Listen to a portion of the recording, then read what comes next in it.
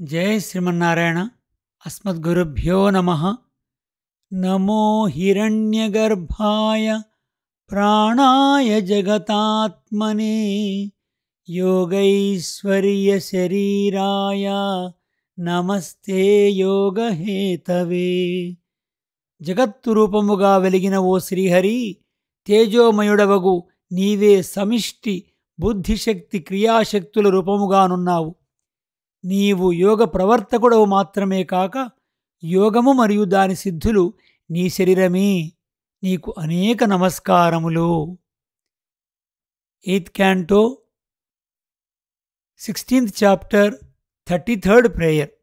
భగవద్బంధువులారా, శ్రీమద్ భాగవత తత్వదీపిక చతుర్థ స్కందములో 30వ పాడ్కాస్ట్లో స్వాగతం. ఇంతవరకు విదుర మైత్రి సంవాదంలో భాగంగా పురంజనోపాఖ్యానంలో పురంజనుడి యొక్క కథను మనం తెలుసుకున్నాం.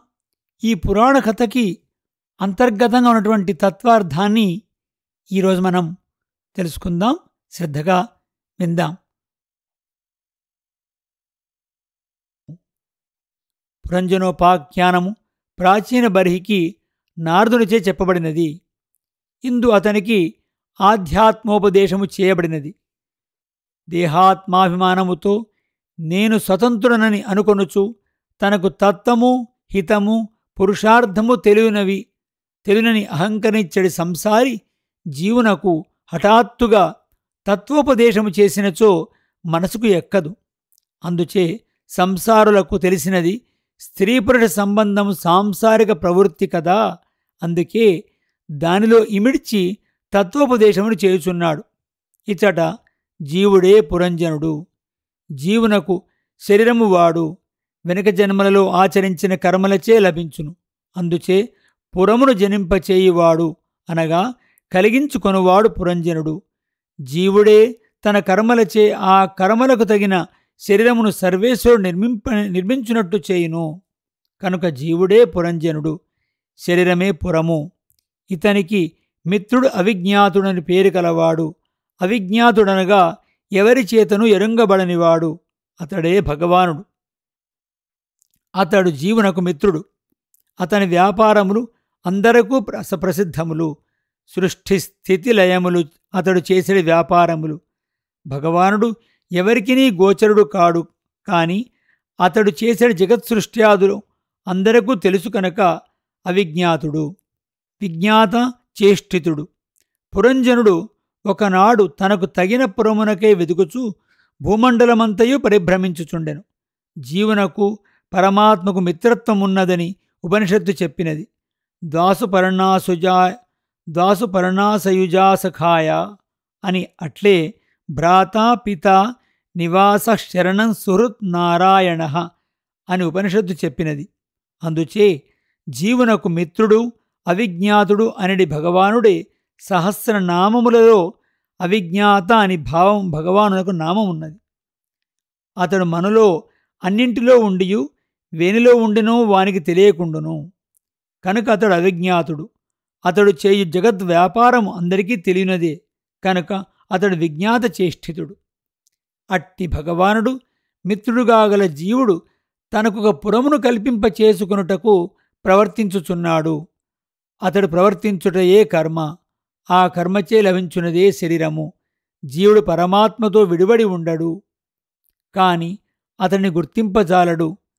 తాను ఎన్నో శరీరములలో ప్రవేశించుచు కర్మ చేయుచుండును. అది ఏ పురంజనుడు లోకమంతయు తిరుగుట. అనురూపముగు పురమును అతనికి లేదు. అతని మనసు చెడును. లోకములో ఉన్న పట్టణములన్నీ చూచెను. కాని అతనికి ఒక్కొక్క కారణముచే ఒక్కొక్క పురము నచ్చలేదు. సర్వ విషయ భోగములు అనుభవింపదగిన శరీరమును పొందవలనని కాంక్షించెను. వృక్షాది శరీరములలో శరీరమున్నను మనసు ఉండదు. పశుపక్షాది శరీరములలో మనసున్నను బుద్ధి ఉండదు. వాక్కు ఉండదు. అట్లే అనుభవింపదగిన విషయములు శబ్ద స్పర్శ రూప రసగంధములు అనుభవించే శక్తి అన్ని శరీరములకు ఉండదు. ఒక్క మనుష్య శరీరమునకే భోగం అనుభవించుటకు, ఆలోచించుటకు, నిశ్చయించుటకు, మాటాడుటకు తగిన శక్తి ఉన్నది. అట్లు అన్ని వైభవములతో కూడిన పురము మనుష్య శరీరము. హిమోత్పర్వత దక్షిణ పార్శ్వమున ఈ శరీరమున లభించును. అదే పురంజనుడు పొందిన శరీరము. భారతదేశంలో మనుష్య శరీరముతో పుట్టుట. శరీరమనడి పురమునకు 9 ద్వారములు, 2 నేత్రములు, 2 నాసికానాళములు, నోరు, 2 శ్రోత్రములు అనే 7 ద్వారములు ఈ శరీరమనడి పురమునకు పైభాగమున ఉన్నవి. క్రింది భాగమున మూత్రద్వారము, మలద్వారము అనేది 2 ద్వారములున్నవి. పట్టణములకు ప్రాకారం వలె ఈ శరీరమునకు చర్మము పొరలున్నవి. పూలతోట వలె కేశములున్నవి. భుజముల పైభాగము మేడ, లోపల ప్రవహించు రక్తము, జలముతో నిండిన అగడ్త. 9 కన్నములే గవాక్షములు. రెప్పల తుద వెంట్రికలు తోరణములు. బంగారుతో, వెండితో, ఇనుముతో చేయబడిన భవనములున్నట్లు శరీరములో మూలాధారం మొదలగు 6 చక్రములున్నవి. అవే భవనములు. సత్వగుణము, రజోగుణము, తమోగుణము, వెండి, బంగారము, ఇనుముగా నిరూపింపబడినవి. మధ్యలో రాజప్రసాదము, అదే హృదయము. ఆ ప్రాసాదమునందు నవరత్నములతో పొదగబడిన ద్వారమున్నట్లు హృదయమునకు చెంది 101 నాడులున్నవి. ఆత్మ ఉండెడి స్థానము హృదయము కనుక దానిని రాజప్రాసాదముగా వర్ణించిరి. ఈ జీవుని ఆశ్రయించి ఇంద్రియములు, ప్రాణములుండును కనుక హృదయమే సభ్యులు చేరడి సభాస్థలి. అదే 4 మార్గముల కూడలి. పరమాత్మ వ్యవహరించు స్థలము కనుక అది క్రీడాభూమి. నేత్రములు మున్నగ ఇంద్రియములు అంగళ్ళు. వాటి నుండి శబ్దాది విషయములను సంపాదించి రాజు అనుభవించుచుండును. హృదయస్థానము నుండి శిరస్సు వైపు పోయడి సుషుమ్నా నాడి రాజమార్గము. అది జీవుడు ముక్తికి పోవు మార్గము. జనులందరూ విశ్రమించడి స్థానమును చైతన్యమందురు. అట్లే జీవుడు సుషుప్త వ్యవస్థలో పురీతత్ అనేది చోట విశ్రమించును కనుక అది చైత్యము. ఆధార చక్రం మొదలుకొని చక్రములలో ఉన్న కర్ణికలు, పగడపు అరుగులు, ధ్వజములు, జెండాల వలె చేతులు, పాదములు, ఈ విధముగా పురమునందు వలె ఈ శరీరమునందు కూడా అన్నియు అమరి ఉన్నవి. కావున దేహమును పురముగా చెప్పుచున్నారు. ఆ పట్టణమున విహరించుటకు తగిన ఉపవనమున్నది. శరీరమునకు వెలుపల ఉండెడి కూటములు, శబ్దములు మున్నగు విషయములు ఇందు ఉపవనముగా వర్ణింపబడినవి.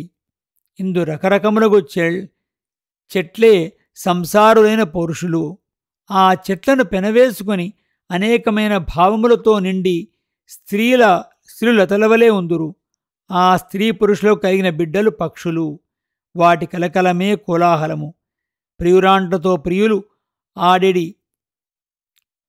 ముచ్చటలే పురమునందు వెలుపల ఉండెడి తుమ్మెదల రొద. పక్షుల వంటి బిడ్డలు ముద్దు పలుకులే ఆ పురమునందలి పక్షుల కలకలము. అరణ్యములో ఉండవలసిన మృగములన్నీయు ఈ ఉపవనములో పెంపుడు మృగములుగా ఉండును. వ్యాఘ్రములు, సింహములు ఈ ఉపవనమున ఉండును. కాని ఇవి హింసింపవు, వినోదములు కల్పించుచుండును. అరణ్యములో ఉండు మృగములు ప్రాణములు తీయును. ఉపవనములో ఉన్న మృగములు ప్రాణములు తీయవు. అట్లే ఈ శరీరమనడి పురములో ఉండెడి అల్లుళ్ళు, మామలు, బావమరుదులు మున్నగువారు హింసింపకుండా వినోదమును కల్పించుచునే మంచి మాటలతో దోసుకుని మృగములు. ఈ దారిని పోయడి బాటసారులు, స్త్రీ పురుషులు, పిల్లల అందమైన పలుకులను, కలకలమును చూచి లోపలికి ఆహ్వానింపబడినట్లు సంసారం వైపు ఆకర్షింపబడుదురు. ఆ వనమునకు ఒకనాడు ఒక కాంత అనుకొనకుండా వచ్చినది. రాజు చూసినాడు. ఆ కాంతయే బుద్ధి. జీవునకు ప్రకృతి పరిణామముగా బుద్ధితో సంబంధం అనుకొనకుండా జరుగునదే కాని జీవుడు తనంత తాను కల్పించుకొనున్నది కాదు. వెతుకగా ఈ పట్టణము పురంజనునకు కనబడినది అనుటచే మనుష్య జన్మ ఎన్నో శరీరములలో తిరిగిన తర్వాత జీవుడు పొందునని సూచించినది. ఆ స్త్రీ వెంట ఉన్న 10 మందియే బుద్ధిని అనుసరించి ప్రవర్తించడి 10 ఇంద్రియములు. కన్ను, ముక్కు, చెవి, నాలుక, చర్మం అనేది జ్ఞానేంద్రియములు 5, నోరు, కాలు, చేయి, మూత్రద్వారం, మలద్వారం అనేది కర్మేంద్రియములు 5 బుద్ధిని అనుసరించి ఉందురు. ఇంద్రియ వ్యాపారములు అనంతములుగా ఉండును. అవి నూరు నూరుగా పరిమితము చేసినచో ఇంద్రియ వ్యాపారములే అనగా వృత్తులే పరిచారికలు. ఆమె వెనుక 5 తలల పాము నడిచి వచ్చున్నది. అది ఆమెకు రక్షణగా ఉన్నది. అది ఏ ప్రాణము. ప్రాణము, అపానము, వ్యానము, సమానము, ఉదానము అని ప్రాణములు 5 విధములుగా ఉండును. కనుక ప్రాణమును 5 తలల పాముగా వర్ణించిరి. ఈ పాము ఎల్లప్పుడూ జీవుని శరీరములో అనుసరించి ఉండును. బుద్ధి అనడి నాయిక తనను భరించడి జీవునకై అన్వేషించుచుండును. బుద్ధి ప్రకృతి యొక్క వికారమే. ప్రకృతికి జీవునికి కలిగడి సమాగమము దైవికము. ప్రకృతితో సంబంధించని పురుషుడుండడు. పురుషునితో సంబంధించక ప్రకృతి ఉండజాలదు. అందుచే వీరిద్దరిని ప్రేయసీ ప్రియులుగా వర్ణించుచున్నారు. పురుషునితో కలయుటకు మునుపు బుద్ధి కార్యనిర్వహణము నందు సామర్థ్యము లేనిదే ఉండును. బుద్ధియే ఇంద్రియముల ద్వారా భిన్న భిన్న విషయములను అనుభవించి వేరువేరుగా కనపట్టును. కనుక ఆ నాయికను కామరూపిణి అందురు. బుద్ధివృత్తులు అనేక విధములుగా ఉండును. ఆ వృత్తులని ఆ నాయిక అవయవములుగా ఇందు వర్ణించినారు. ఆమె నాసిక అందముగా ఉండును. కుండలములతో భాషించు చెవులు గలది అనగా శ్రోత్రేంద్రియ వృత్తులు నిరూపింపబడినవి. ఆమె నూపురములతో గల్లు గల్లు మనుచు అందముగా నడుచుట కర్మేంద్రియములతో చేయి వ్యాపారములు. ఈ విధంగా ప్రకృతి వికారము బుద్ధి ఇందు నాయికగా నిరూపింపబడినది. పురంజనుడు ఆమె దగ్గర చేరును. ఆమెచే మోహితుడగును. ఇదియే ప్రకృతి పురుష సమాగమము. ఆ బుద్ధివృత్తులు మనోవ్యాపారము కలిసి 11 రకములుగా ఇంద్రియముల ద్వారా ప్రసరించును. ఇంద్రియములు 10, మనస్సు 11ను వెంట సంచరించడి మహాభటులు. వారి వెంట ఉండెడి స్త్రీలే బుద్ధివృత్తులు, మనోవృత్తులు. అతడు దగ్గరకు వచ్చి మాట్లాడుటతో ఆమె పురుషుని వైపు అనగా పురంజనుని వైపు ఆకర్షింపబడి మోహితురాలాయెను. పురుషుడు ప్రకృతికి, ప్రకృతి పురుషునకు వశపడి ఉందురు. అప్పుడా వనిత అతడు అడిగిన ప్రశ్నలకు సమాధానము చెప్పుచున్నది. నీవు ఎవరి పిల్లవు? నీ స్వరూపమేమి? నీ పేరేమని అడిగినా నాకు నా పేరు తెలియదు, ఇతరుల పేరు తెలియవు అనగా ప్రకృతి జ్ఞానము లేదు కనుక తనను గూర్చిన గాని పురుషుని గూర్చి గాని ఎరుంగదు. నన్ను సృష్టించిన వారెవరో నేను ఎరుంగను అనగా పరమపురుషుని కూడా నేను ఎరగదు. ఇప్పుడు ఇచ్చట ఉన్నానని మాత్రమే నాకు తెలియను. శరీరం ఆత్మతో కలిసినప్పుడే బుద్ధికి తెలివి కలుగును. అంతకుముందు తెలియదు. అందుచే ఆమె ఇప్పుడు ఇచ్చట ఉన్న నిన్ను తప్ప వేరొకరిని ఎరుంగనున్నది. మనమిద్దరము కలిసి ఉండుటకు ఈ పురము ఏర్పడి ఉన్నది.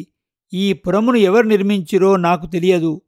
జీవుని యొక్క బుద్ధి ప్రకృతి స్వరూపమును గాని పురుష స్వరూపమును గాని వీరిని సృష్టించిన పురుషుని స్వరూపమును గాని స్పష్టముగా ఎరుంగజాలదు. ఈ మహాభటులు నా మిత్రులు. వారి వెంట ఉన్న ఈ స్త్రీలు నా చెలికత్తెలు. ఇంద్రియములు, మనస్సు, ఇంద్రియ వ్యాపారములు కూడా బుద్ధి అధీనములై ప్రవర్తించుచుండును. నేను పండుకొనినప్పుడు కూడా ఈ సర్పరాజు ఈ పట్టణంలో కాపాడుచుకు మేలుకొని ఉండును. ప్రాణమే నాగరాజు. ఇంద్రియములు, మనస్సు, బుద్ధి పనిచేయకుండా నిద్రలో ఉండగా కూడా ప్రాణము కదలుచునే ఉండును. నీవు అదృష్టవశమున వచ్చితివి. గ్రామ్య భోగములను అనుభవింపగోరుచున్నావు. తప్పక పొందుదును. ఇంద్రియముల యొక్క సమూహమే గ్రామ్యము. వాటిచి అనుభవింపబడి శబ్ద స్పర్శాది భోగము గ్రామ్య భోగము. పురుషుడు శరీరముతో బుద్ధితో కూడి ఉండి ఇంద్రియములతో భోగములను అనుభవించుచుండును అనున్నది. ఇంకను ఆ స్త్రీ ఇటు చెప్పుచున్నది, నీవు ఈ నవద్వారపురమునందు నాతో కలిసి ఉండి నేను సంపాదించి పెట్టిన భోగములను అనుభవించుచు ఈ పట్టణమును పరిపాలింపుము. పురుషుడి శరీరములో 100 సంవత్సరములు విషయభోగను అనుభవించుచుండును. ఇంకా ఈ తత్వార్థాన్ని మనం తర్వాత తెలుసుకుందాం. కొంత భాగము పురంజనోపాఖ్యానంలో మనకు కథారూపకంగా చెప్పిన దాన్ని తత్వపరంగా అందించడానికి వివరించారు. దాన్ని తీసుకోవడానికి కొంత సమయం ఎక్కువగా పట్టినది. అందరూ కూడా దీన్ని విని అర్థం చేసుకోవాలని భావిస్తూ మరొక పాడ్కాస్ట్లో కలుసుకుందాం. జై శ్రీమన్నారాయణ. స్మద్గురుభ్యో నమః.